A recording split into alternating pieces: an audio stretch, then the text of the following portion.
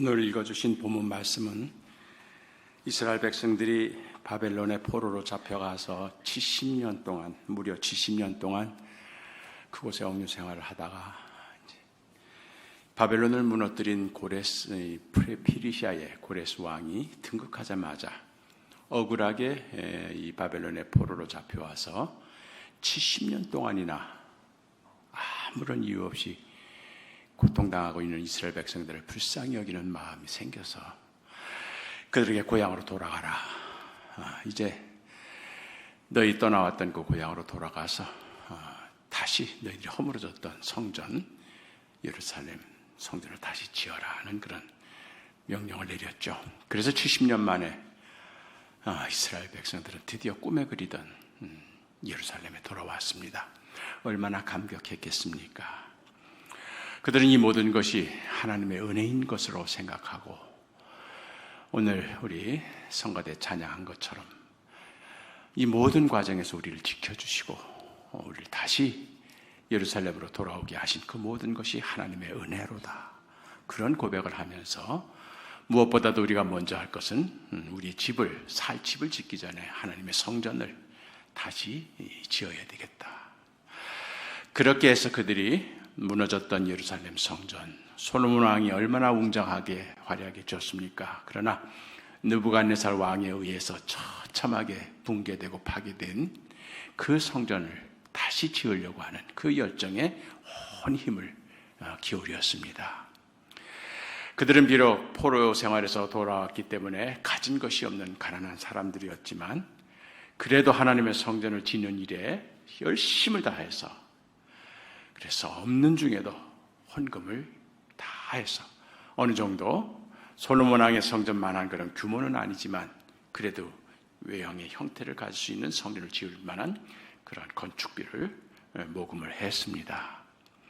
또 지으려고 하는 의지도 아주 강했습니다. 다른 무엇보다도 예루살렘 성전을 다시 지어야 되겠다고는 이 강한 의지가 그들을 똘똘 뭉치게 했습니다.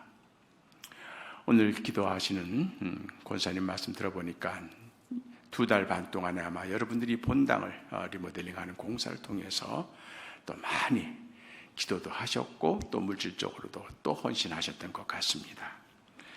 어쨌든 이스라엘 백성들은 이제 넉넉하지는 않지만 그래도 기금이 마련되었고 지으려고 하는 의지가 강한 만큼 예루살렘 성전을 재건하는 일은 곧 이루어지리라. 그리고 수월하게 진행될 것으로 예상했습니다. 그런데 시작한 지 얼마 안 돼서 공사가 중단됐습니다.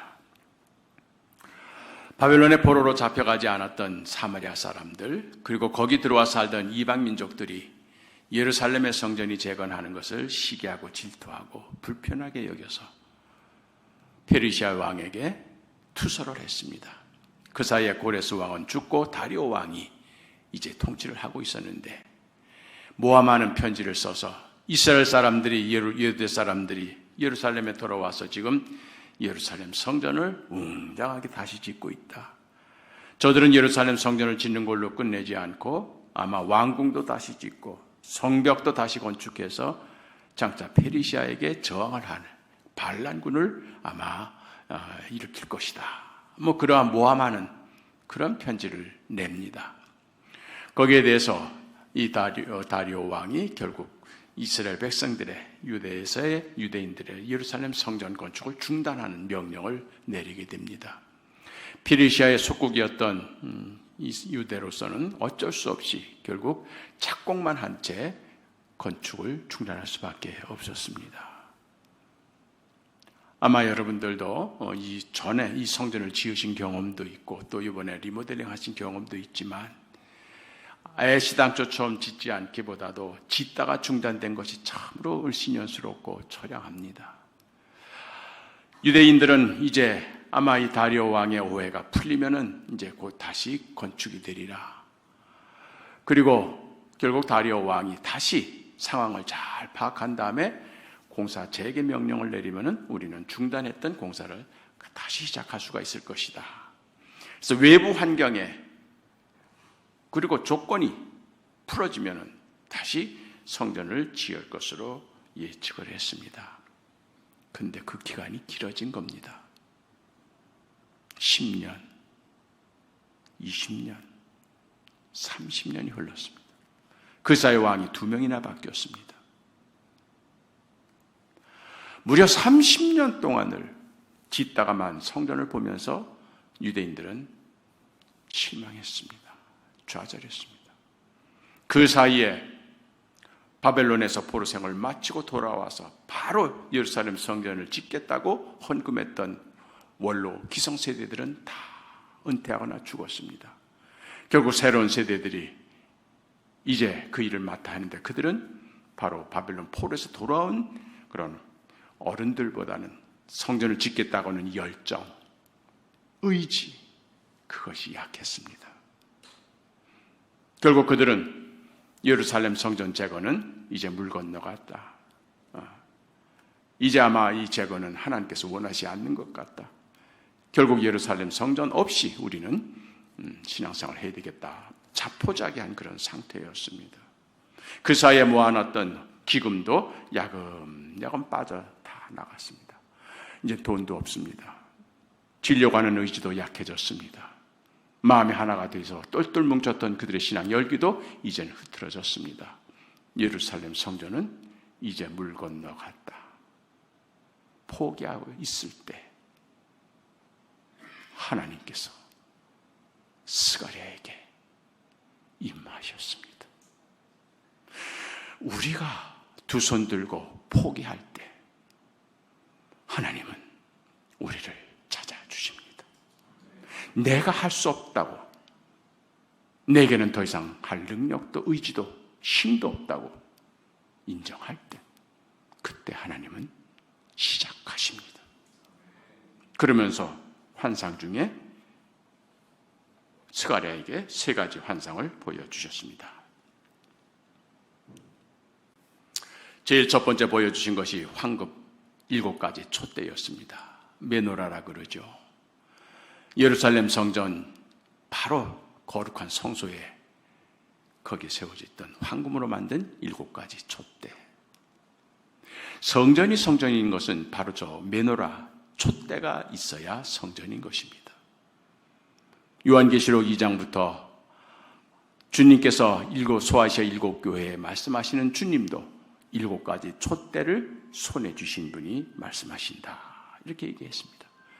교회나 성전이 되는 것은, 다른 건물과 구별되는 것은 바로 저 7가지 촛대가 있기 때문인 것입니다. 7가지 촛대는 뭘 의미할까요? 특별히 오늘 본문 말씀을 보면 모든 7가지 위에 기름 그릇이 있다고 하는 그런 말을 씁니다. 그렇다고 하면은 저 촛대에 환하게 빛나는 7가지 촛대의 불꽃은 뭘 의미할까요? 그것이 바로 주의 성령을 의미하는 것입니다. 교회가 되게 되는 것은 건물이 있어서 교회가 아닙니다. 사람이 모여서 교회가 아닙니다. 주의 성령이 임해야 교회인 것입니다. 주의 성령의 역사가 일어나야 그것이 교회인 것입니다. 아무리 훌륭한 건물을 지었다 할지라도, 아무리 많은 사람들이 모였다 할지라도 주의 성령의 역사가 일어나지 않는다면 그것은 단순한 사람들의 모이며 건물일 뿐입니다. 주의 성령이 임하시고 주의 능력이 나타나야 우리는 그것을 교회라, 성전이라 하는 것입니다. 그렇기 때문에 저걸 제일 먼저 보여주셨던 겁니다.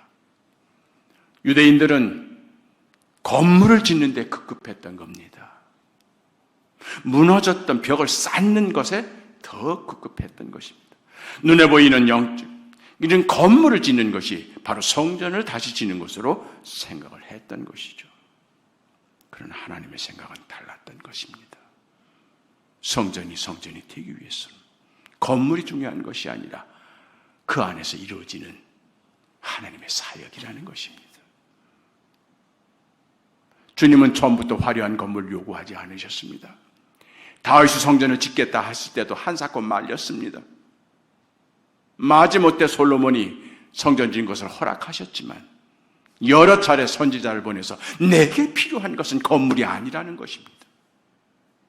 내게 필요한 것은 내가 너희 하나님이 되고 너희가 내 백성이 된, 그리하여 너희가 하나님의 율법대로 살아가느냐 안 살아느냐, 그것이 중요한 것이지 건물이 중요한 것이 아니고 시설이 중요한 것이 아니란 말씀을 해주셨던 것이죠. 이제 황금 촛대를 보여주신 것은 순서를 바로 잡으라는 이야기인 것입니다. 성령이 임해야 성전이, 교회가 세워진다는 것이죠.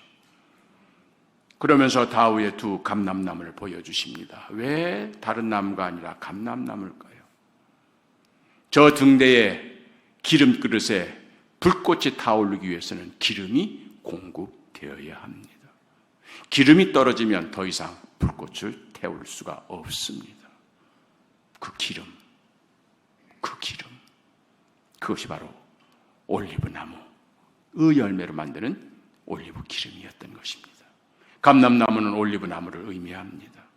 결국 좌우에 두 감람나무를 보여주신 것은 한쪽 나무가 죽더라도 한쪽 나무가 계속 열매를 맺혀서 그 열매로 기름을 짜서 그 기름을 떨어지지 않도록 공급하라는 주님의 말씀인 것입니다. 왜 두 그루를 보여주셨을까요? 왜 감람나무를 보여주셨을까요? 예수님께서 예루살렘 사역을 하실 때는 항상 가서 기도하신 곳이 있었습니다.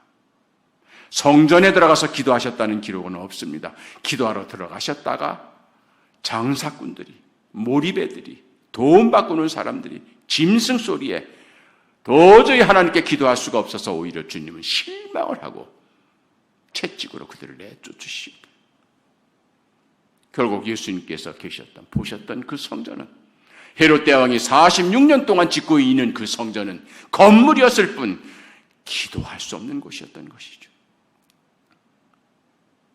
그래서 주님은 기도의 장소를 성전 밖 감람동산으로 선택하셨던 겁니다. 바로 올리브나무, 그 과수원들이 있는 바로 그 동산을 당신의 기도의 터로 삼으셨던 겁니다. 마지막 십자가 지시기 전에 거기서 기도하셨던 그곳은 감람동산에서도 겟셋마네라는 곳입니다. 겟셋마네, 기름틀이라는 뜻입니다. 기름을 짜는 기계가 있는 곳이라는 뜻입니다. 무슨 기름을 짤까요? 올리브나무 열매를, 그걸 기름틀에 놓고 거기에서 기름을 짜는 그 기름틀이 바로 거기에 있었다는 이야기입니다. 왜 주님은 그곳을 당신의 기도처로 삼으셨을까요?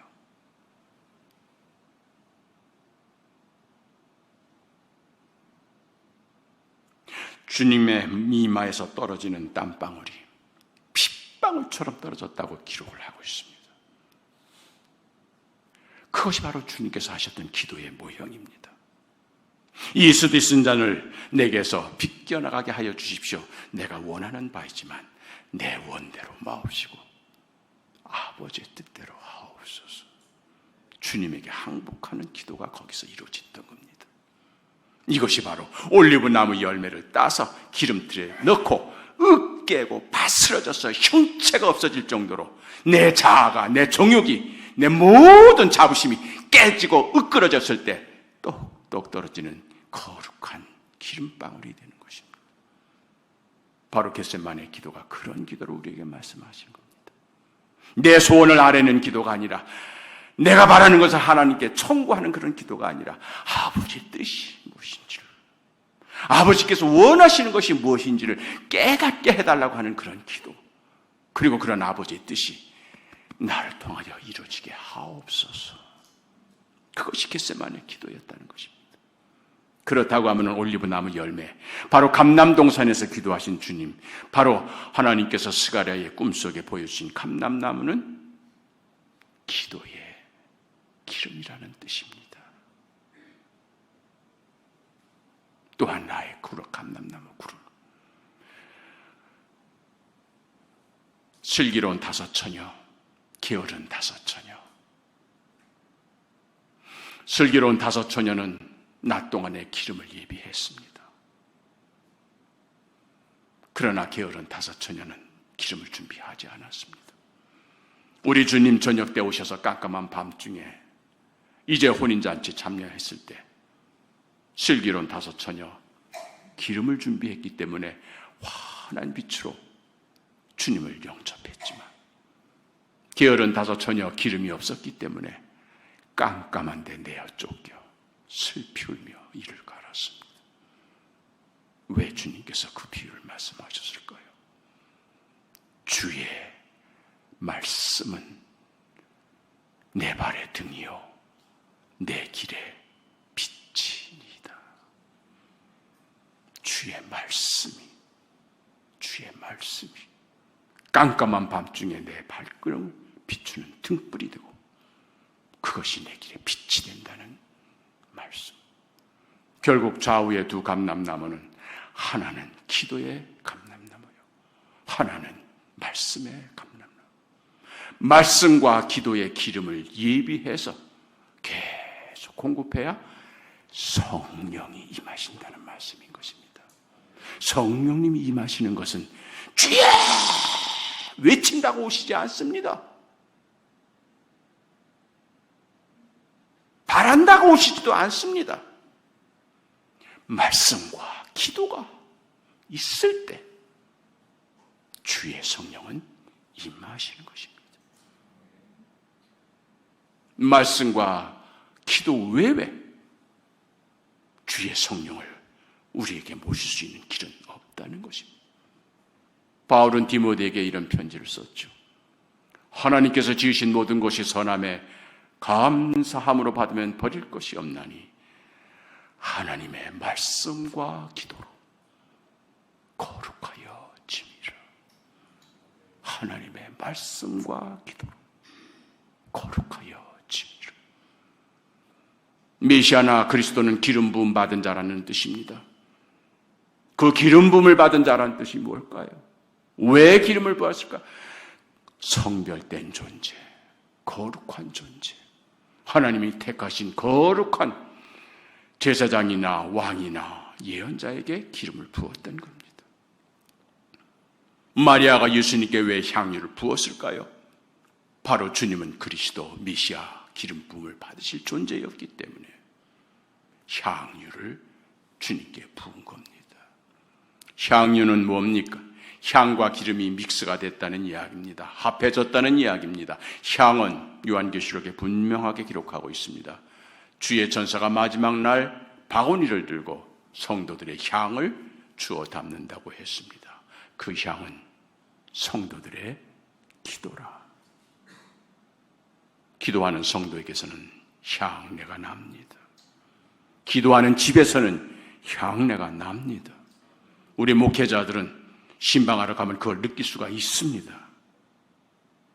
비록 사는 데서는 구차하지만 현관문을 들어가는 순간 목회자만 맡을 수 있는 기도의 향이 있습니다. 바로 향은 성도들의 기도요, 기름은 말씀인 것입니다. 에너지입니다. 자동차가 기름 없이는 굴러갈 수 없듯이 말씀이 없으면 우리는 신앙생활을 영위할 수가 없습니다. 돈 가지고 음식은 살 수 있을지 모르지만 영적인 생활을 영위할 때는 돈 가지고는 안 됩니다. 권력 가지고 안 됩니다. 말씀이 있어야 하는 것입니다. 그래서 말씀과 기도가 합해져서 그것이 향유가 되었던 것이고, 그것을 주님께 발라 anointed, 기름 부음 받은 자, 메시아 그리스도가 되었던 겁니다. 우리가 교회에 나오면 성도라는 칭호를 받습니다. 그리스도인이라는 칭호를 받습니다. 예수 그리스도께서 기름 부음을 받으셨듯이 우리 또한 기름 부음을 받는다는 이야기인 것입니다. 결국 말씀과 기도, 그것이 우리를 성도라는 칭호로, 그리스도인이라는 칭호로 부를 수 있는 능력을 말씀과 기도를 통해서 얻는다는 이야기인 것이겠죠. 결국 좌우의 2 감람나무를 보여주신 하나님의 뜻을 이제 우리는 알 수가 있습니다. 황금으로 만든 귀한 촛대가 예비되어 있습니다. 촛대가 존재하는 이유는 그곳에 불꽃이 타오르기 위함입니다. 불꽃이 타오르지 않는다면 그 촛대는 그냥 금덩어리일 뿐입니다. 거기에 촛불이, 거기에 불꽃이 다 올라야 합니다. 그 불꽃이 타오르기 위해서는 기름이 공급되어야 합니다. 기름이 메말라서는 안 됩니다. 그 기름은 말씀과 기도로, 기름으로, 그랬을 때 성령님이 임하시는 것입니다. 마가의 다락방에 제자들이 모여서 한 곳은 딱 두 가지밖에 없습니다. 주님 3년 동안 따라다녔지만 얻은 거 하나 없었습니다. 허무합니다. 허탈합니다. 그러나 마지막 주님 승천하시기 전 예루살렘을 떠나지 말라. 예루살렘을 떠나지 말라. 너희들이 성령을 얻기까지, 너희들이 성령을 얻기까지, 그 능력을 얻기까지, 그 말씀 한마디, 그것이 그들이 예루살렘에 머문 이유였습니다. 그 말씀 한마디에 그들은 결국 흩어지지 않고 마가의 다락방에 모였던 겁니다. 그들이 한 일은 뭘까요? 오직 하나입니다. 기도밖에 한 일이 없습니다. 기도밖에 한 일이 없습니다. 주의 말씀이 이루어지이다. 때가 이름에 성령이 임하신 겁니다.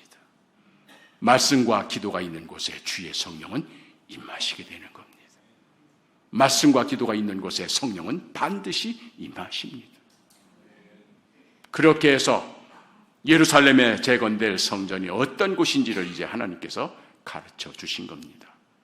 건물을 짓기에 급급했던 이 유대인들에게, 그렇게 해서 시설을 갖추고 건물만 지으면 성전이 건축되는 것으로 착각했던 그들에게 성전은 다른 건물과 다르다, 교회는 다른 집과는 다르다는 사실을 깨우쳐 주신 겁니다.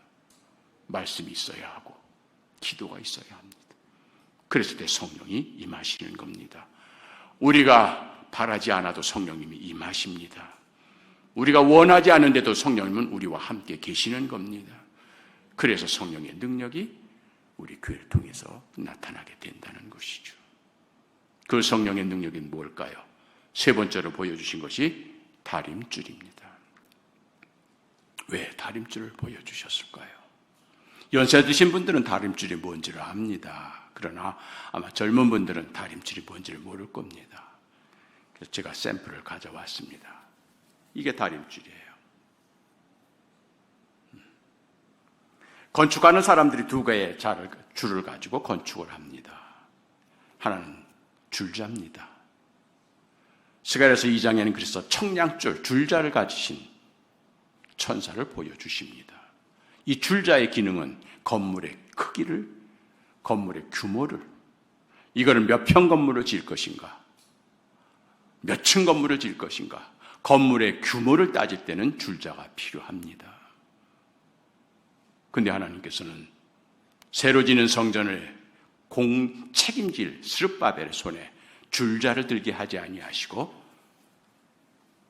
다림줄을 들게 하셨습니다. 2장의 청량줄, 줄자를 가진 분은 천사입니다. 스룹바벨이 아닙니다. 교회의 규모를, 성전의 건물의 크기를 재는 건 하나님의 영역이지 사람의 영역이 아니라는 것입니다. 얼마나 크기에 교회로 성장시키실지는 하나님이 판단하실 것이지 우리가 할 길이 아니라는 이야기입니다. 다만 스룹바벨의 손에 들려있는 이 다림줄을 보라는 얘기죠. 이 다림줄의 기는 건물의 크기가 아닙니다. 건물의 수직, 기울기를 측정하는 겁니다. 그래서 이 다림줄을 내려놓고 건축가는 그 다림줄에 맞춰서 벽돌을 쌓습니다. 그 다림줄 바깥으로 벽돌이 삐쳐나가지 않도록 주의하면서 건물을 올려놨을 때 건물은 끼울지 않고 반듯하게 세워줄 수가 있는 것이죠. 왜 하나님께서는 이 다림줄을 보여주셨을까요? 성전에서, 교회에서 이루어질 하나님의 사역을 의미한 것입니다. 결국 이 다림줄은 우리에게 건물이 바로 섰는가, 건물이 아니라 그 그 건물 안에서 예배를 드리는 모든 성도들의 자세가 바로 섰는가?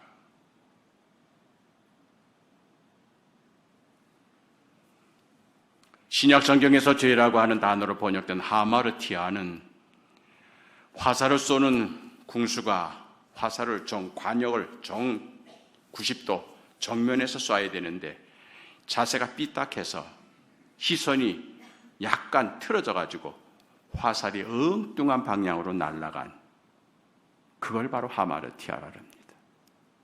그걸 죄라고 그럽니다. 그러니까 하마르티아라는 것은 도둑질하고 간음하고 강간하고 강도짓하고 거짓말하고 이런 것을 하마르티아가 아니라 삐뚤어진 자세, 삐뚤어진 언행, 삐뚤어진 마음, 그걸 하마르티아라는 겁니다. 하나님께서 인간 아담을 호통치신 이유는 선악과를 따먹어서가 아니었습니다. 따먹지 말라고는 하나님의 명령을 어겼기 때문에 주님은 진노하셨던 겁니다. 하나님의 뜻에 어긋난 행동을 하게 된 것이, 그런 행동을 하기 전에 먼저 그의 마음속에 하나님을 배반하는 마음이 생겼다는 것이죠. 분명히 하나님께서는 따먹지 말라는 명령을 그에게 내렸습니다. 그도 알고 있습니다. 그러나 그는 결국 하나님을 선택하기보다 뱀의 유혹을 따랐던 것이죠. 아담아 너 어디 있느냐 했을 때 범죄한 아담은 하나님을 정면으로 볼 수가 없었습니다. 그래서 외면하는 겁니다. 그래서 시선을 피하는 겁니다. 여러분의 자녀들이 어려서 학교에서 100점을 맞고 와서 칩시다. 성적표를 흔들면서 엄마나 100점 와서 당당하게 엄마 나 뭐 해줘 요구하겠죠. 그러나 엄마가 없는 사이에 집안에서 난리를 쳐서 사고를 냈습니다. 엄마가 돌아와서 부를 때도 그 아이는 엄마의 시선을 피합니다. 도망칩니다. 안 하던 공부를 하겠다고 책상에 앉습니다. 이거 뭔가 대단히 큰 잘못을 저질렀다는 사인이죠. 엄마가 불러도 정면으로 예하고 나오지를 않습니다. 이것이 결국 하마르티아입니다. 하나님을 정면으로 바라볼 수 없는 이 삐딱한 시선, 이것이 바로 죄라는 뜻인 겁니다. 이 삐딱한 이 시선을 바로 교정하기 위하여 우리 주님이 오신 겁니다. 다시 아버지라고 부를 수 있는, 집 나간 둘째 아들 도저히 아버지라고 부를 수 없는 자기 자신이 알고 있습니다. 아버지의 뜻에 어긋난 행동, 어긋난 생각, 어긋난 삶으로 아버지를 실망시켰던 아들. 결국 갈 때까지 가서 돼지우리의 그 비참한 처량한 신세가 되었을 때 비로소 마음에 아버지 집이 생각이 난 겁니다. 지금까지는 아버지와 정반대, 아버지가 계신 곳에서 멀리 떠나면 떠날수록 그것이 행복이고 그것이 자기가 추구했던 삶이었습니다. 그래서 아버지 집을 멀리 떠나 가능한 한 아버지를 등지고 살았었는데 그것이 행복이 아니란 것을 비로소 깨닫습니다. 비로소 깨닫습니다. 아버지 집에 있을 때가 행복하였다는 사실을, 아버지와 함께 있었을 때가 행복하였다는 사실을 비로소 마음이 교정이 된 겁니다. 그리하여 등 돌렸던 그가 아버지 집을 향하여 몸의 방향을 바꿉니다. 그리고 아버지 집을 찾아오죠. 도저히 아버지를 부를 자격이, 그러한 양심이, 그래서 결국 나를 아들로 삼지 마시고 내가 아들이란 칭호를 내가 감당치 못하겠습니다. 나를 그저 품꾼의 하나로 써주십시오. 종은 주인을 정면으로 볼 수가 없습니다.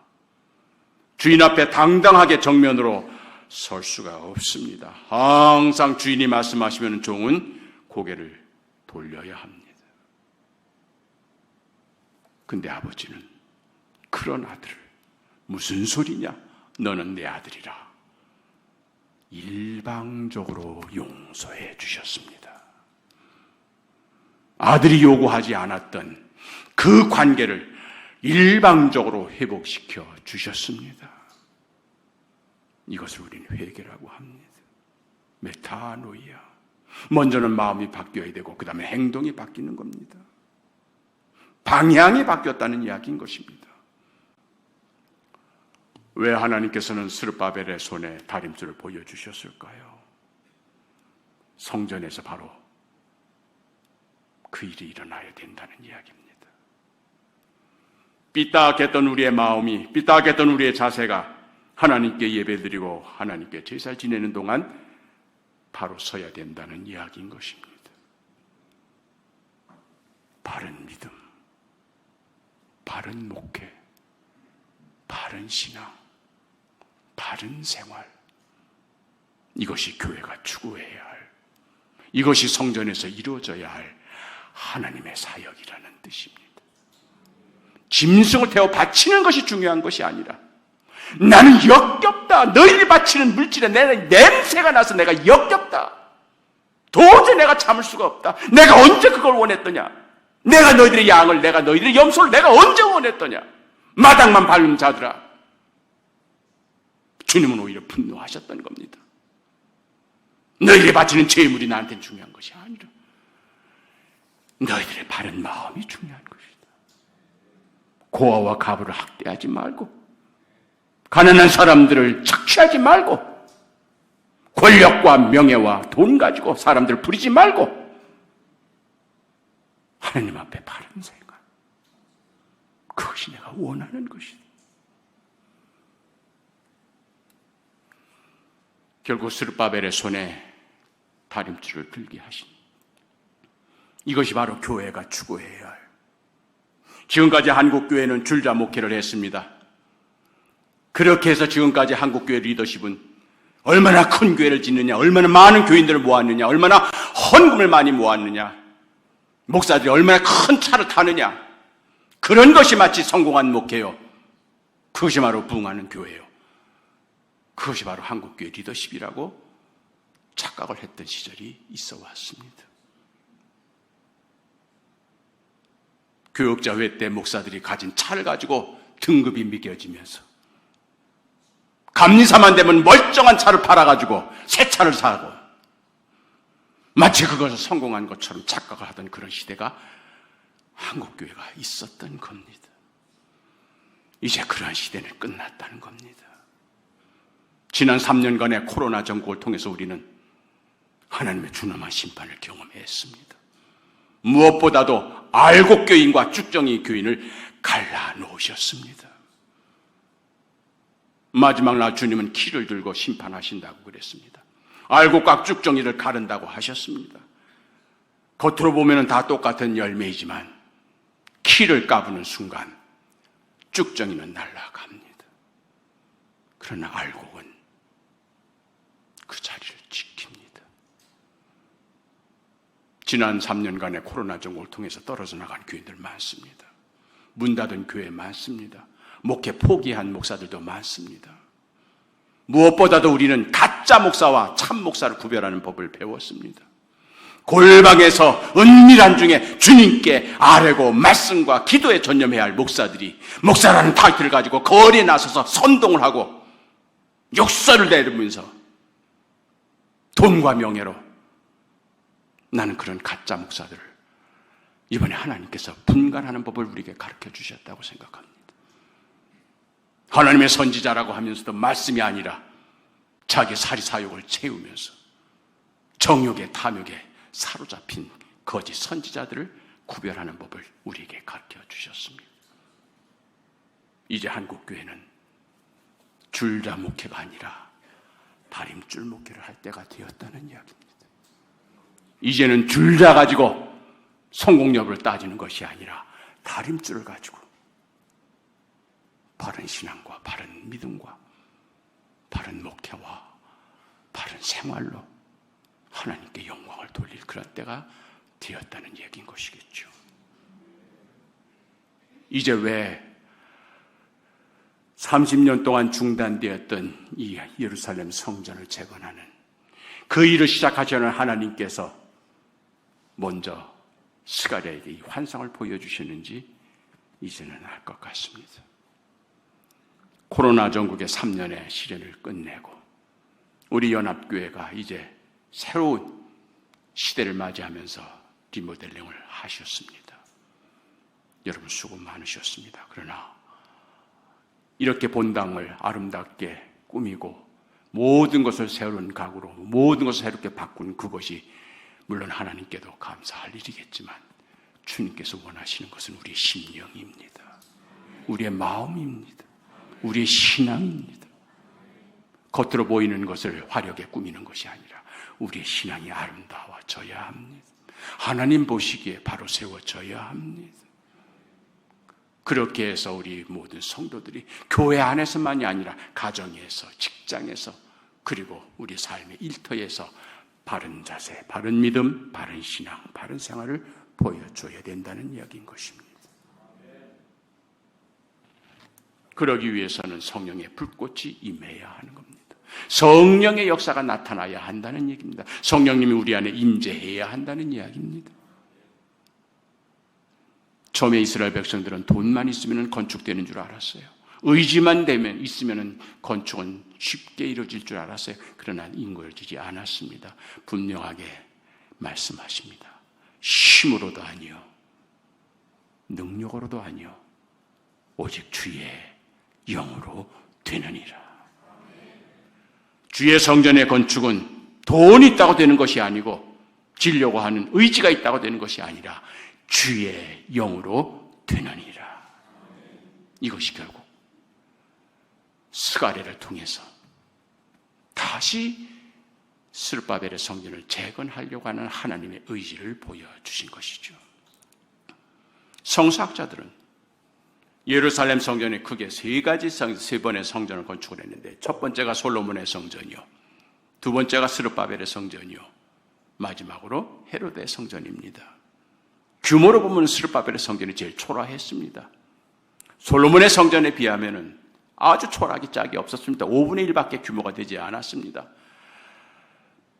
그러나 그 성전도 결국 그리스 로마 군대에 의해서 파괴됩니다. 그리고 헤롯이 예수님 살아 계셨을 때도 봤던 46년 동안에 지었던 그 헤롯의 성전, 규모로 보면 솔로몬 성전의 10배입니다. 얼마나 화려한지 모릅니다. 이 헤롯은 컴플렉스가 있기 때문에 그 컴플렉스 극복하기 위해서 더 크게, 과도하게 크게 지었던 겁니다. 그걸 지음으로 인하여 자기가 백성들의 지지를 얻고 인기를 얻을 수 있도록 생각했던 것이죠. 얼마나 화려했으면 베드로를 비롯하여 모든 제자들도 주님 굉장합니다. 이거 성전 완공되면 얼마나 크고 화려할까요? 우리 무너졌던 자존심이 다시 회복이 될 것이 분명합니다. 전부 다 뿌듯해서 그 성전을, 우람한 성전을 짓고 봤을 때 우리 주님은 돌 위에 돌 하나 남지 않고 무너지리라. 오히려 그 성전은 무너진다고 말씀하셨던 겁니다. 왜 그랬을까요? 겉으로만 지었기 때문인 것입니다. 거물로만 지으려고 애를 썼기 때문인 것입니다. 정작 그곳에는 기도 한마디 할 수가 없었습니다. 우리 주님, 만민의 기도하는 집이라고 주님께서는 성전을 규명하셨는데도 기도 한마디 할 수가 없는 그런 성전을 만들어 버렸던 것입니다. 차제에 우리 연합교회가 새 성전을 이렇게 봉헌 여러분이 본당에서 하셨으면 기도의 집이 되기를 바랍니다. 말씀의 집이 되기를 바랍니다. 기도와 말씀 외에는 이 성전에서 하나님께 영광 돌릴 것이 없습니다. 여러분 이곳에서 하나님께 간구하고 기도하며 말씀을 묵상하고 말씀대로 사실 때 성령의 역사가 폭발적으로 일어나는 우리 교회가 될 줄로 믿습니다. 그렇게 해서 예루살렘 성전은 짓게 된 겁니다. 하나님께서는 그래서 당신의 성전이 무너지거나 아니면 그것이 훼손되거나 아니면 그것이 새로워지기 위해서는 항상 성령을 부어주시는 겁니다. 그리고 성령이 임하기까지는 말씀과 기도를 준비하게 하시는 겁니다. 이제 우리 한국교회가 금년이 로버트 하디 선교사님이 우리나라에 와서 대붕운동, 원산붕운동을 한 정확하게 120년 되는 해입니다. 그래서 1903년 8월에 원산, 거기에서 성령이 마치 마가의 다락방에서 오순절 마가의 다락방에서 성령이 제자들에게 임한 것처럼 그때 이제 한국교회 크게 부흥이 일어나기 시작해서 1907년 평양 부흥운동까지 한국교회가 완전히 새로워지는, 선교사님들이 우리나라 들어와서 복음 전파한 지 이제 25년 되는 해입니다. 그렇기 때문에 이제 선교사님들에 대한 이해도, 또 선교사님도 한국에 대한 적응도 어느 정도 되어 있었습니다. 그러나 스룹바벨의 성전이 건축하다 중단된 것처럼 한국교회가 침체에 있었을 때였습니다. 그때 로버트 하디라는 선교사를 하나님께서 선택하셔서 그를 통하여 한국교회가 부흥운동, 성령을 체험하게 하시는, 그래서 오늘은 이 하디 선교사의 부흥운동에 대해서 여러분과 함께 나눠볼까 합니다. 캐나다 토론토 온타리오라는 시골 동네, 나야가라 폭포에서 멀지 않은 곳입니다. 거기에서 감리교 속장으로 지내시던 부모님에게 그래서 맏아들로 출생을 했습니다. 아주 독실한 감리교 속장님이었습니다, 아버지가. 근데 10살 때 4달 간격으로 어머니 아버지가 전염병 돌아가십니다. 그래서 10살 때 고아가 됩니다. 근데 밑에 동생이 7명이나 있었어요. 그래서 제일 막내 동생은 태어난 지 2달밖에 되지 않은 갓난쟁이까지.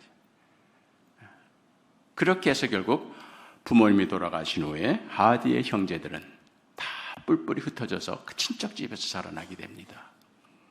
그래서 하디도 결국 고모네 집에 가서 자라다가 이제 고등학교를 졸업하고 고향에 있는 초등학교, 자기가 나온 초등학교 교사로 부임을 하게 됩니다.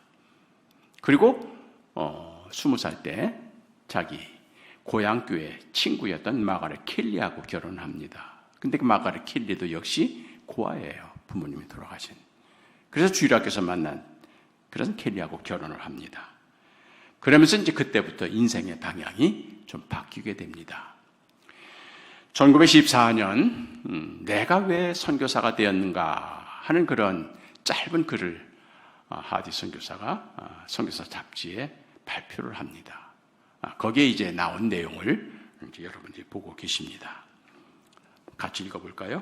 영어 방언 은사 받으신 분들은 영어로 읽으시고요. 아직 거기까지 안 가신 분은 그냥 한글로 읽으시길 바랍니다. 시작.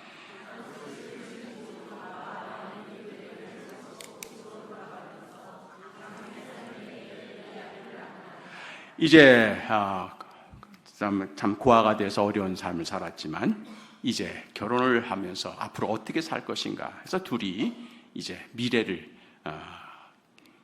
계획을 하겠죠, 당연히. 그런데 다음 시작.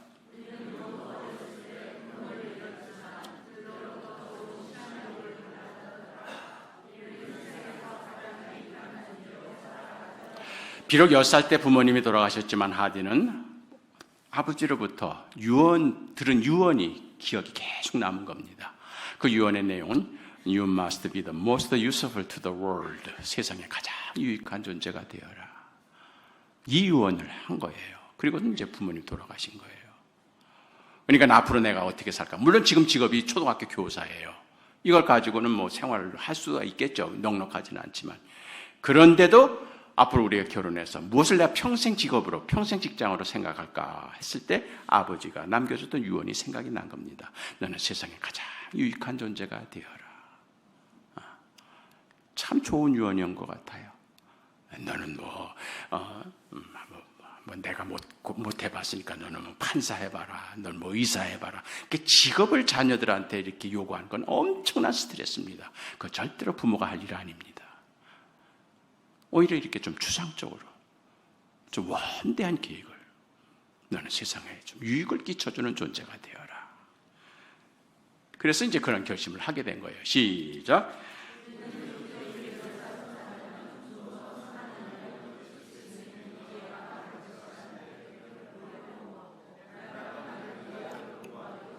지금 직업은 교사예요. 물론 교육자로 살아갈 수도 있겠지만 많은 사람들이 1880년대만 해도 시골에는 전염병으로 많은 사람이 죽어갑니다. 그러다 보니까 의사가 돼서 그런 사람들을 생명을 구하는 게 있어 더 좋지 않겠나.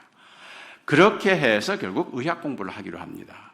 그러니까 요즘 이제 공부 잘하면은 너 의대 가라, 법대 가라. 근데 이건 결국은 요구하는 게 뭐냐면은 좀 더 나중에 출세해서 돈 많이 벌고 안정적으로, 그것이 바로 부모가 자녀들에게 그러한 명문대학의 의대, 법대를 요구하는 이유겠죠. 그러나 하디는 돈 벌기 위해서 의사가 된 거 아닙니다. 편안한 길을 얻기 위해서 의사가 되는 것이 아니라 세상에 유익한 존재가 되기 위해서. 그래서 의사가 되기로 결심을 했습니다. 그랬더니 이제 시작.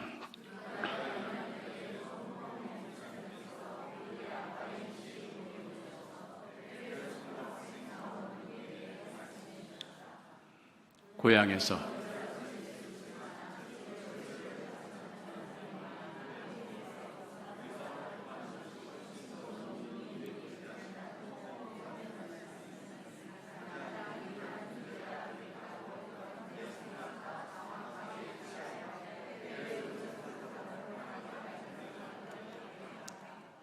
그날 밤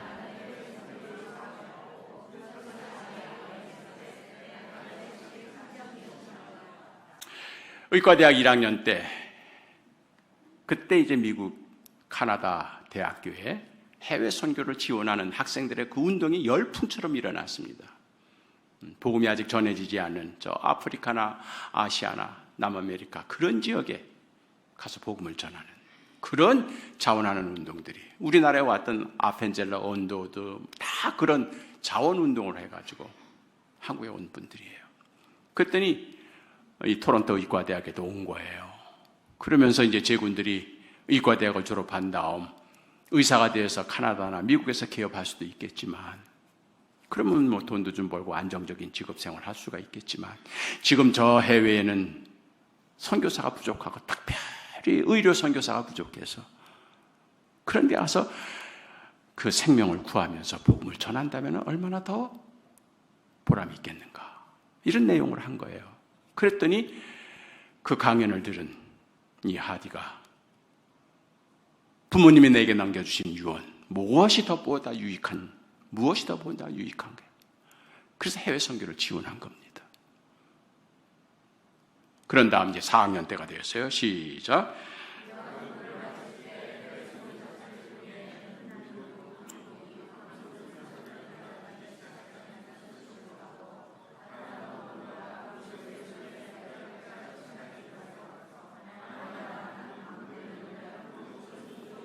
자, 이제 4학년이 되면 이제 졸업하고 해외 선교를 지원했기 때문에 선교지를 설정해야 돼요.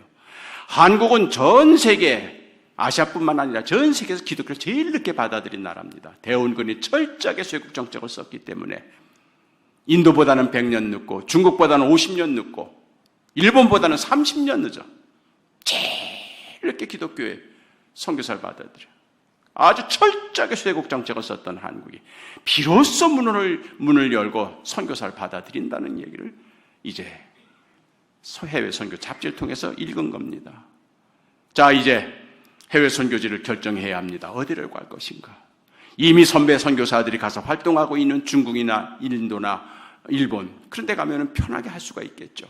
그러나 한국은 비로소 문을 열어서 한국에 온 의료 선교사는 5명도 안 되는 그런 척박한 땅 코리아라고 하는 나라를 얘기했을 때, 결국 부모님이 내게 가르쳐 남겨주신 유언, 무엇이 보다 더 유익한 존재가 되겠는가? 이미 많은 선교사들이 가서 사역하고 있는 그 땅보다는 선교사가 거의 없는 불모지와 같은 조선 땅을 거기 가서 의료 선교사로 사역하는 것이 보다 더 유익한 존재. 이게 뭡니까? 보통 직업을 선택할 때 어디가 돈 많이 주느냐, 어디가 더 조건이 좋으냐, 아, 삼성 들어간다, 야, 그거 잘 취직했다, 거기 돈 많이 준대지, 그 은퇴 보장 잘 된대지, 뭐 이런 것이 결국 판단 기준이 되겠지만, 하디는 그것이 아니라 어디가 더 유익한 존재로 살아갈 수가 있을 것인가. 결국 그는 예수님의 선택 방법을 택한 선택한 거죠. 넓은 길보다는 좁은 길, 넓은 문보다는 좁은 문, 편안한 곳보다는 불편한 곳, 안락한 곳보다는 열악한 곳, 그곳에 내려가는 것이 주님의 길이다. 이것이 결국 하디가 초등학교 교사에서 의학도로, 의학도에서 해외 선교사로, 해외 선교사에서 한국 선교사로 진로를 바뀌게 되는 과정의 선택, 모든 판단의 기준이 되었던 겁니다. 비록 10살 때 부모님은 돌아가셨지만 그 부모님이 남겨준 유언 한마디, You must be the most useful to the world라고 하는 이 한마디 말이 결국 하디의 인생 결정에 한국으로 선교사로 오게 된 배경이 되었던 것이죠. 시작. 우리는 가면 갈수록 우리를 이끄시는 하나님께 갑니다. 아버지의 유언이 결국 내가 한국의 선교사로 지원하게 된 거지만 그거는 아버지가 돌아가시면서 그런 유언을 남기게 된 거는 아버지의 뜻이 아니라 아버지를 통한 하나님의 뜻이었다는 사실을 하디는 인식하게 된 겁니다. 그러면서 더 고생길, 더 좁은 길, 더 힘든 길이지만 이것이야말로 하나님이 원하시는, 이것이야말로 하나님께 영광을 드릴 수 있는 가장 귀한 길이라. 얼마나 내가 감사하는지 모릅니다. 그래서 한국에 온 겁니다. 그래서 토론토 의과대학을 졸업하자마자 의과대학 YMCA 학생들이 학생 선교회를 조직을 해서 하디를 파견합니다. 그렇게 해서 하디는 한국 땅에 와서 부산, 원산에서 6년 동안 사역을 합니다. 대학생들이 모금하는 선교비로 활동을 하려다 보니까 늘 궁핍했습니다. 반면에 장로교나 감리교나 성공회나 구세군이나 이런 교단에서 파견한 선교사들은 1년 연봉이 $1,500 이상입니다.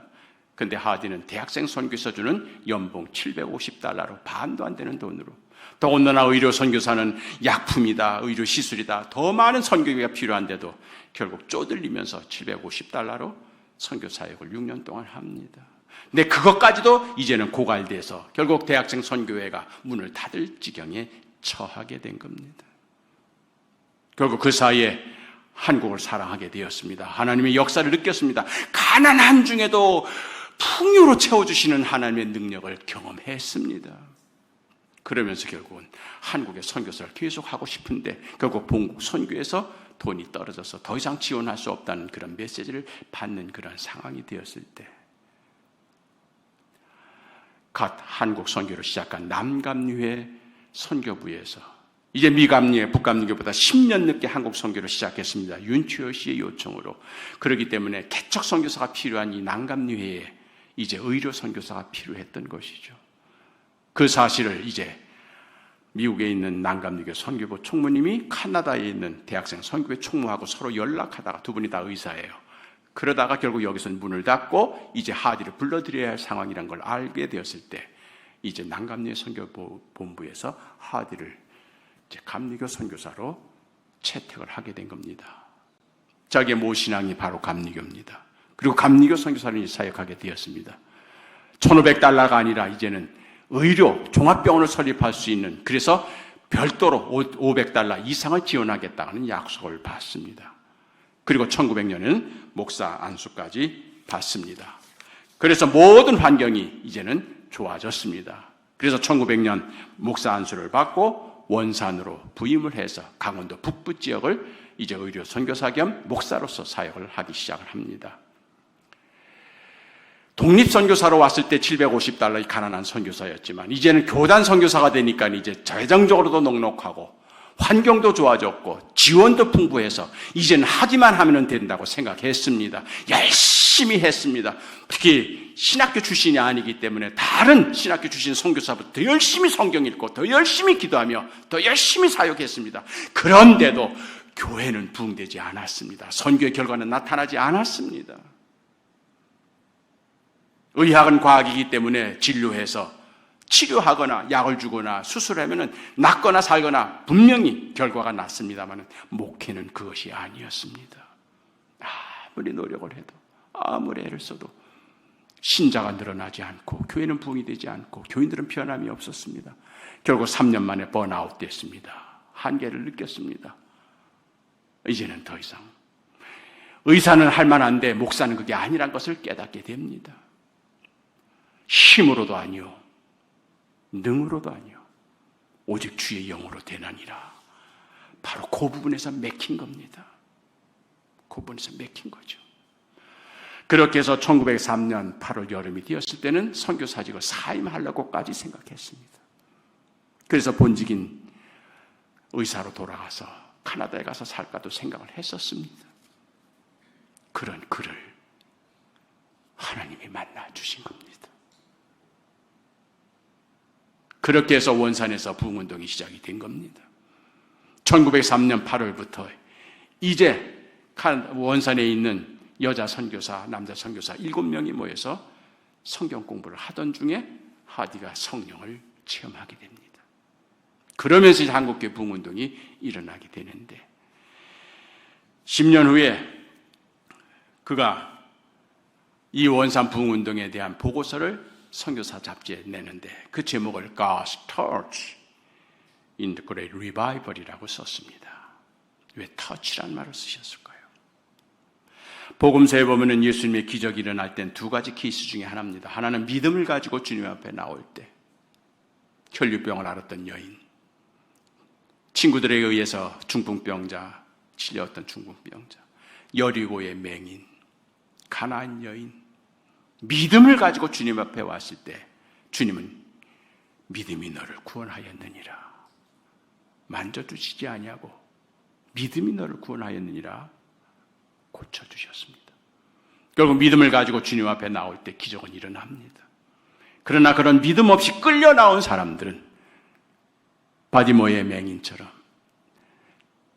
날 때부터 앞을 못 보던 실로암의 맹인처럼 끌려온 사람들은 주님이 불쌍히 여기사 만져주십니다. 그들의 눈과 그들의 귀를 만져주시고 그들의 손을 잡아주십니다. 그래서 주님의 능력으로 그를 구원해 주십니다. 이럴 경우에 터치가 일어나는 겁니다. 결국 하디가 자기가 성령 받은 체험을 고백하면서 그 제목을 하나님이 나를 만져주셨다고 고백한 이유가 뭘까요? 나는 믿음이 없었다는 얘기입니다. 나는 불쌍한 존재였다는 얘기입니다. 하나님께서 그런 나를 불쌍히 여기사 만져주셨다는 이야기인 것입니다. 주님의 기적을 체험하는 두 가지 길 중에 어느 한 길이든 우리는 선택해야 합니다. 믿음을 가지고 주님께 나아가든지 아니면 주여 불쌍히 여겨 주시옵소서, 나는 아무것도 주님 앞에 내놓을 것이 없습니다. 그래서 주님께서 만져주시기를 빌든지. 시작. 한국교회 부흥은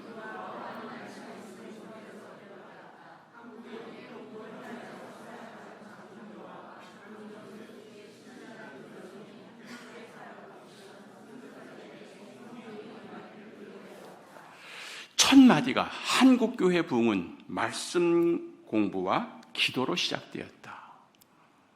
결국 좌우의 두 감람나무를 보여주신 이유, 성령이 임하기 위해서는 말씀과 기도 외에는 없다고 하는 사실을 하디도 그대로 경험한 겁니다. 이때는 우리 한국에 선교사가 들어온 지 이제 20년 넘었습니다. 초기에 선교 초기에 이랬다 붐도 식어졌습니다. 정치적으로 경제적으로 완전히 어렵죠. 특히 1901년에 있던 신축교난으로 전국에서 30만 명이 굶어 죽었습니다. 본국에서 오는 선교비도 점점 줄어들고 있습니다.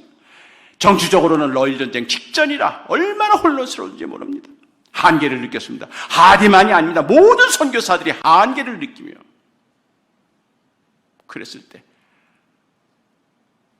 여선교사 2명이 기도를 시작했습니다. 많이도 필요 없습니다. 2-3명이면 됩니다. 교회 강단을, 교회 재단을 다시 세우는 일은 2-3사람이 합심해서 기도하면 됩니다. 이 여선교사 2명은 한 사람은 장로교, 한 사람은 감리교인데 위기의식을 느끼는 가운데서 결국 그들은 기도하기 시작을 했습니다. 기도의 목적은, 기도의 내용은 하나입니다. 주의 성령이 임하시옵소서. 우리가 성령의 능력을 힘입지 않고는 우리가 이 사역을 감당할 수 없사오니 주의 성령을 우리에게 부어 주옵소서. 간절하게 기도한 겁니다. 그리고 나서 그렇게 기도를 1년 동안 했습니다. 시작. 1903년 여름.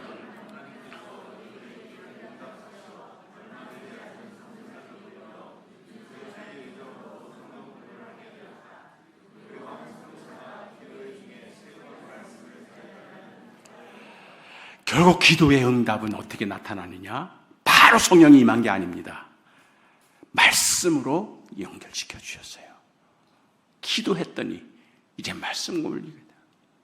그래서 1903년 8월 24일부터 한 주일 동안 8월 달이면 선교사들의 의례 수련회 하는 기간입니다. 쉬는 기간입니다. 그래서 원산의 명사심리, 암년도 해수욕장, 그 다음에 지리산 노고단 이런 데 아주 시원한데 선교사들이 한 달간 휴식을 취하는 그런 기간입니다.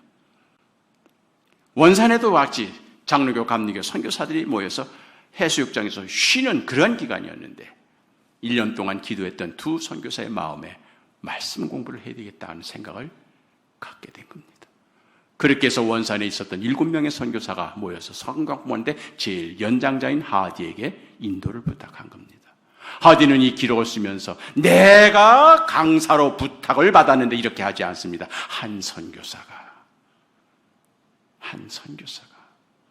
제 3인칭을 씁니다. 이것이 은혜 받은 자의 겸손한 모습인 것입니다. 성령을 제대로 받으면 이런 표현이 가능합니다. 내가 은사를 받았는데, 내가 방언을 했는데, 내가 신유를 이렇게 해서 나를 앞세우는 것이 아닙니다. 바울도 서로 자기 자랑하는 고린도 교회 교인들에게 그렇게 너희들 자랑거리가 많으냐, 나도 자랑 하나 하리라 하면서 자기가 아라비아 사막에서 3년 동안 수행할 때 3층 천에 올라간 그 신비의 체험을 한 걸 얘기를 하면서도 내가 기도하는 중에 이렇게 하지 않고 내가 알고 있던 어떤 사람이 괄호 열고 그가 몸 안에 있었는지 몸 밖인지 알 수가 없지만 괄호 닫고 은혜 받은 사람은 삼가고 또 삼갑니다. 자기를 드러내지를 않습니다. 하디가 바로 그렇게 된 겁니다. 부탁을 받았다는 얘기죠. 시작.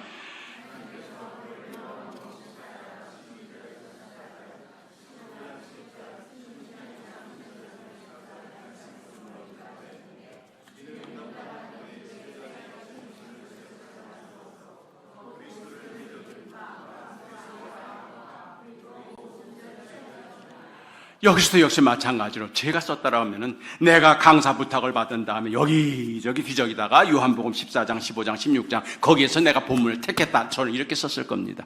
그러나 하디는 그렇게 하지 않았습니다. 하나님께서 그를 말씀으로 인도하셨다. 피동태롭습니다. 그렇게 해서 주어진 말씀이 예수님의 마지막 유언설교입니다. 말씀 중에 말씀, 캐리그마 중에 캐리그마입니다. 거기에 세 가지 핵심, 그리스도를 믿는 믿음, 그리스도 안에 거함, 보혜사 성령. 이걸 세 번 부탁을 받은 말씀의 제목으로 잡았던 겁니다. 그런데 시작.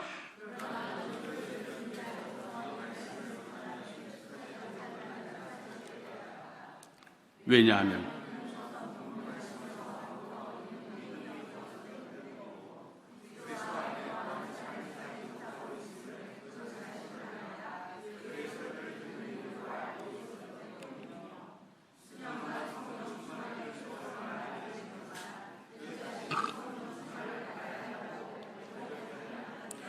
모태신앙입니다. 명문대학을 나왔습니다. 감리교 목사 안수를 받았습니다. 근데도 정작 그리스도를 믿는 믿음, 그리스도 안에 거함, 보혜사 성령 이런 말씀의 주제 앞에 부끄러움을 느낀 겁니다. 자신이 없었던 겁니다. 내가 과연 하나님을, 내가 과연 그리스도를 확실히 믿고 있는가? 내가 그리스도 안에 거하고 있는가? 남에게는 성령 받으라고 설교했습니다. 그러나 정작 자신이 성령 받은 체험이 없는 겁니다. 남에게만 강요할 뿐이지 내가 성령을 받지 않았던 겁니다. 믿음을 가지라고 설교는 했지 내가 믿음이 없었던 겁니다. 이게 깨우쳐진 겁니다. 말씀 앞에서 이것이 성령의 역사였습니다. 성령은 그에게 방언으로 임하지 않았습니다. 내 잘못과 내 한계와 나의 죄가 무엇인지를 깨닫게 해주신 것입니다. 말씀 앞에 부끄러운 존재인 나를, 얼마나 내가 위선적인 목사였는지, 얼마나 내가 가증스러운 선교사였는지를 깨우쳐 주신, 말 따로 행동 따로 겉으로 드러나는 말과 속에 있는 생각이 서로 다른 이중적인 나 자신의 모습을 적나라하게, 이것이 바로 성령 체험이었던 겁니다. 시작.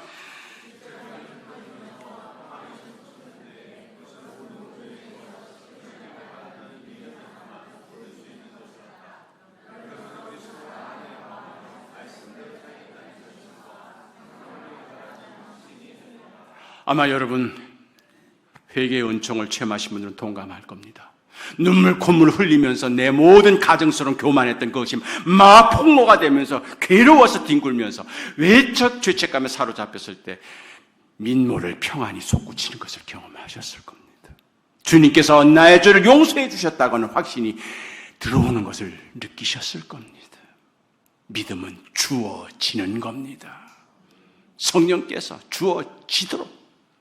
그래서 죄책감에 사로잡혀서 괴로워할 때 동시에 내 죄가 그리스도의 피로 사함을 받았다는 사실이 믿겨지면서 마음의 평화가 동시에 오는 겁니다. 죄책감과 구원의 확신은 종이 한 장 차이인 것입니다. 멀리 있는 게 아닙니다. 내가 죄인인 것을 인정할 때 주님은 동시에 내 죄를 용서해 주시는 겁니다. 그러다 보니까 시작.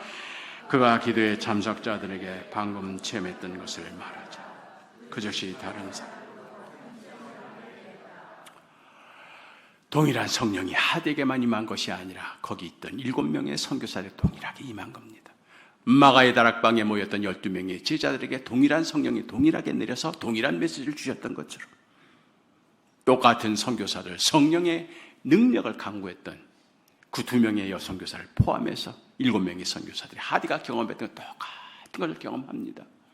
이 죄책감의 괴로움이 구원의 확신의 감격으로 평안으로 휙 하고 피어나는, 그러면서 성령을 받았다는 확신을 얻게 되었던 것이죠. 그 다음으로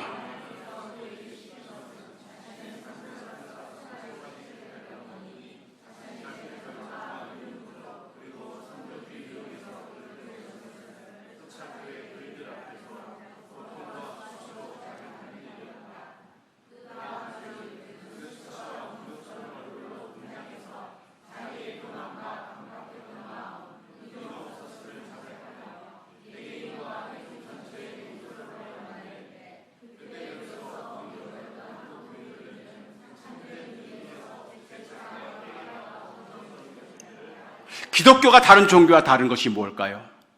복을 빌어주는 것, 기독교 말고도 다른데 더 잘해줍니다. 좋은 윤리적인 교훈, 설교 듣는 것, 그건 다른 데서 더 잘해주는 데가 많습니다.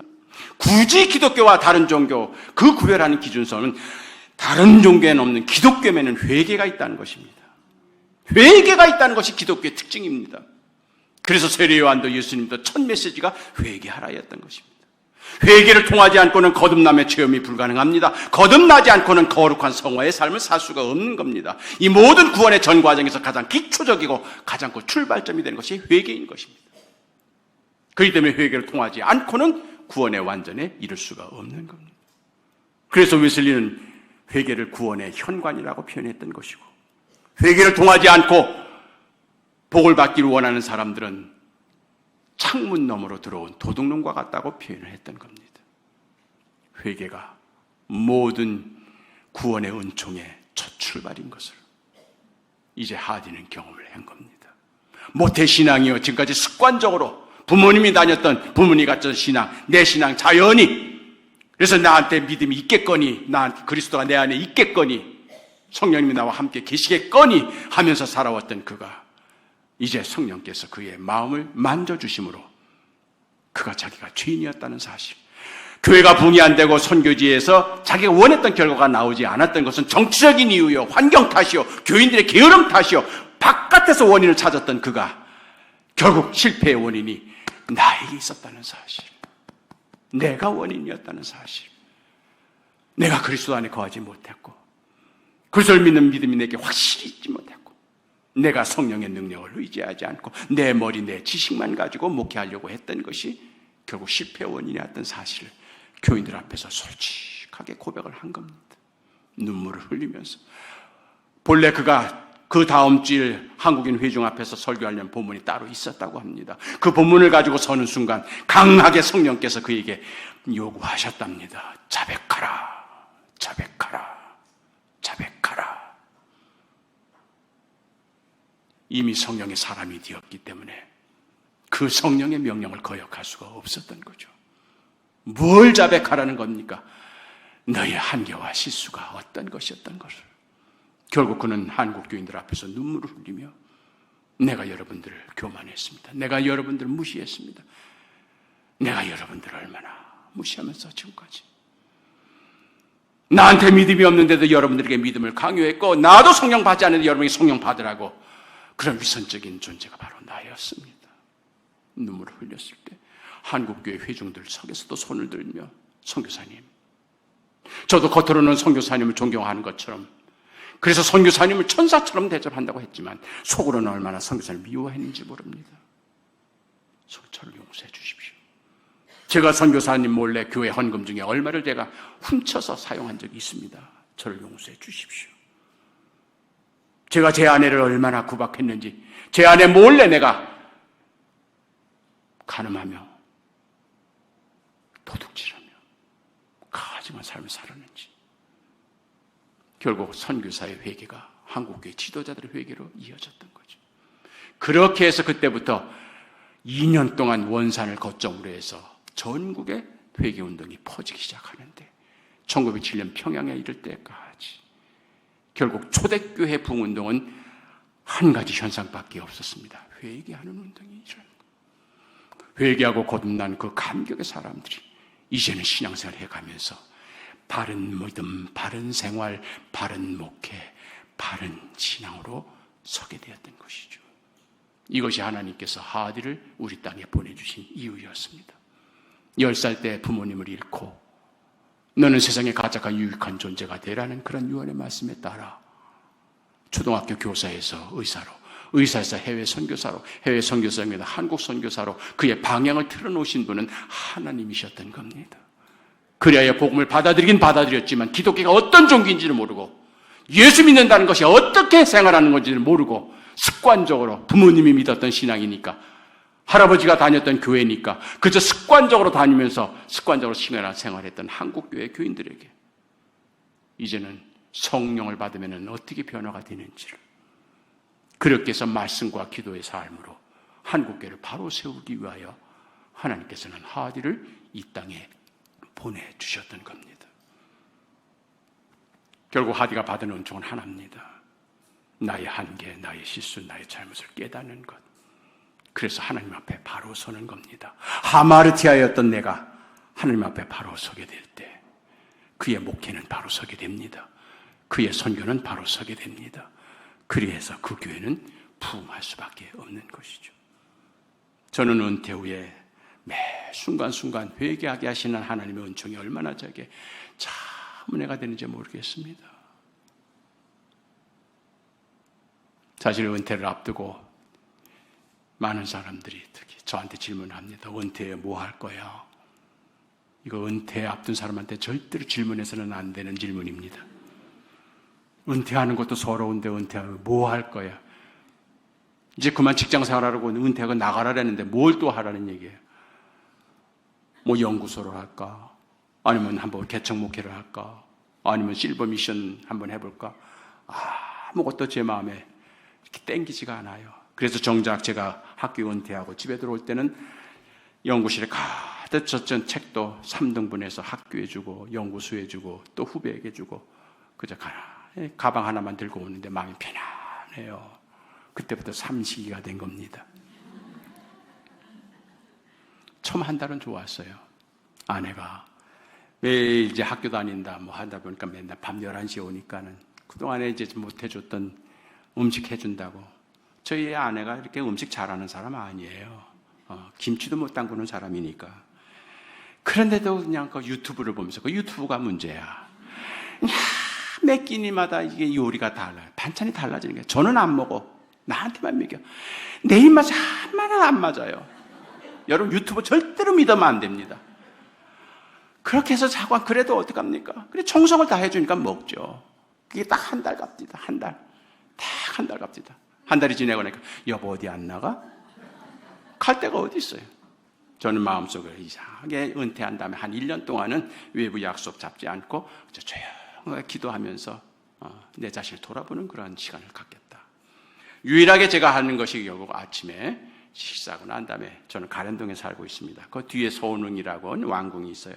왕릉이 있는데 그 산책길이 잘 되어 있습니다. 거기를 걷는 것이 이제 제가 하루 일상 중에 매일 하는 일입니다. 그래 한 2-3시간 걸어요. 산속길을 쭉 걷다 보면은 조용합니다. 주간 중에는 아주 조용해요. 사람들이 없으니까. 진짜 오래간만에 그런 시간을 가진 거예요. 은퇴 후에. 그러다 보면은 새 소리도 들리고 바람 소리, 그 낙엽 밟는 소리, 또 어떨 때는 이렇게 비 온 뒤끝이면 졸졸졸 흐르는 냇물 소리도 들리고, 진짜 오래간만에 그런 자연의 소리를 들으면서 조용히 산책을 하다 보면은 찬송이 막 나와요. 그럼 찬송도 부르고, 뭐 마음껏 찬송해요. 누르고 들어오던 사람들. 또 어떨 때는 앉아서 기도도 하고, 그게 바위에 앉아가지고 묵상하고 기도하고, 참 그 시간이 좋았어요. 야, 은퇴 후 참 이렇게 행복하고 오래간만에. 근데 사순절가 아니었어요. 그 은퇴 후에 그 바위에서 앉아서 기도하고 일어나는 순간 저 깊은 속에서 음성이 들리는데 너 나 알아? 조용한 소리였지만 천둥번개처럼 나한테 들렸습니다. 너 나 알아? 너 나 알아? 아는 신용을 했어요. 척했어요. 학생들 앞에서, 교인들 앞에서 제일 잘 아는 것처럼 성령에 대해서, 예수에 대해서, 하나님에 대해서. 그러나 정작 그분이 너 진짜 나 알아? 내가 거기 답을 못했습니다. 아는 척했어요. 위선과 가식으로 학생들과 교인들 앞에서 제일 신앙에 대해서 잘 아는 것처럼. 강의실에 들어가기 30분 전에 읽은 걸 마치 평생 걸려 자기가 연구해서 꺼내는 것처럼 학생들 앞에서 과장해서 학생들 앞에 자랑을 하면서 얼마나 내가 위선적인 존재였는지. 한 달 동안을 제가 멘붕 상태에 빠졌습니다. 한 달 동안. 그분은 나를 나보다 더 잘 아시는, 내가 모르는 나까지도 아시는 그분, 속속들이 아셔서 내게 필요한 것이 무엇인지를 요구하기도 전에 내게 공급해 주시고 인도해 주시고, 나는 정작 그분을 진짜 알고 있는 거.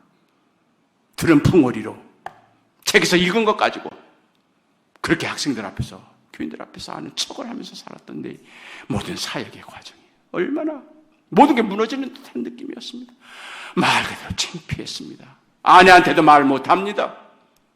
너무 괴로웠어요. 그렇게 한 달 동안, 그 한 달 동안. 근데 이상하죠. 그동안 내가 위선적이고 가식적이었던 설교와 강의 내용이 계속해서 회상되면서 괴로워하고, 하디가 말했던 대로 humiliating, 진짜 창피하고 painful, 고통스러운 그 과정을 거치면서 이상하게도 마음속에 밑바닥에 평안함이 느껴지는 거예요. 그렇게 한 달 동안을 제가 괴로워하고 난다.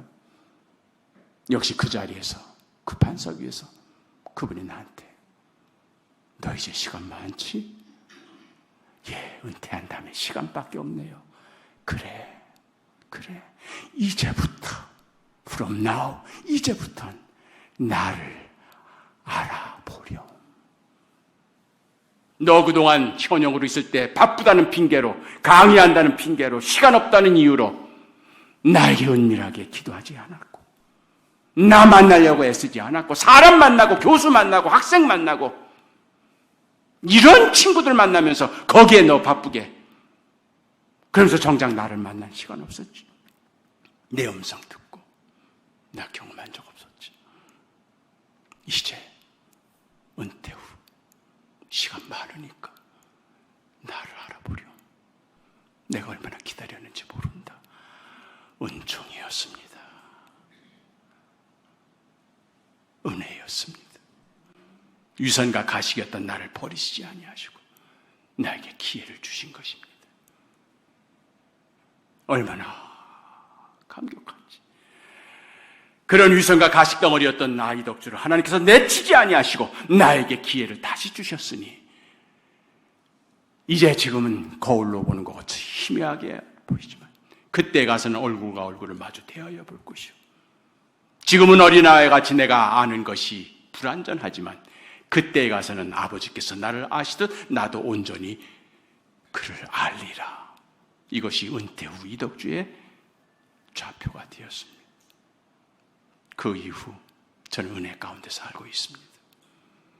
내 한계와 내 실수와 내 잘못을 깨우쳐 주실 때마다 나는 회개하면서, 회개는 나 너를 버렸다는 사인이 아니라 너 고쳐서 다시 쓰리라 하나님의 은총에 쌓인 것을 내가 깨달았습니다. 하나님이 버린 존재는 회개하는 은총도 주지 않습니다. 우리를 회개하게 하시는 이유는 딱 하나, 너 잘못된 것 고쳐서 내가 다시 쓰리라. 날 버리지 않으셨다는 주님의 은총이었던 겁니다. 바로 하디가 그걸 경험했듯이 저도 그걸 경험하고 있습니다. 회개의 은혜 두려워하지 맙시다. 감사함으로 받읍시다. 우리가 주일마다 주님 앞에 나와서 하마르티아 삐딱했던 우리의 자세를 하나님 앞에 교정할 때마다 무엇이 삐딱했는지를, 무엇이 잘못된지를 깨우쳐 주시는 성령의 은혜를 감사함으로 받아들이십시다. 그래서 우리의 교정된 자세로 세상을 향하여, 직장을 향하여 나아갈 뿐인 것입니다. 그래서 회개의 은총이야말로 주님께서 우리에게 주시는 가장 큰 은혜라는 사실을 제가 깨닫게 되었습니다. 성령이여 강림하사